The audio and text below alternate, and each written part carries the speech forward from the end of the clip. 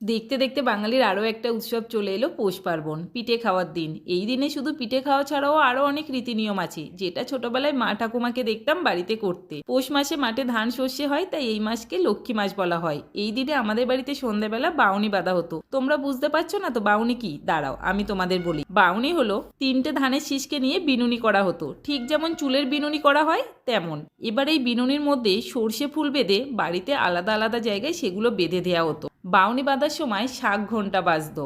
বাউনি বাঁধার পর বাড়িতে বানানো হতো পিঠে, নানান রকমের পিঠে। তবে সবার আগে বানানো হতো সরা পিঠে। মা উনুনে বসে পিঠে বানাতো আর আমি উনুনের ধারে বসে গরম গরম পিঠে খেতাম। এখন তো এই বাউনি বাঁধার চল উঠে গেছে বললেই চলে। এ বাড়িতে আসার পর আমি কখনো এই নিয়মটা দেখিনি, তবে এখনো আমার বাপের বাড়িতে এই বাউনি বাঁধার চল আছে। যাই হোক সেসব কথা, আজকে বাড়িতে আমিও কিছু পিঠে বানালাম। ডালের পিঠে, তেলের পিঠে আর রসবড়া। পৌষ পার্বণ তো চলেই এলো। তোমরা বাড়িতে কি কি পিঠে বানালে?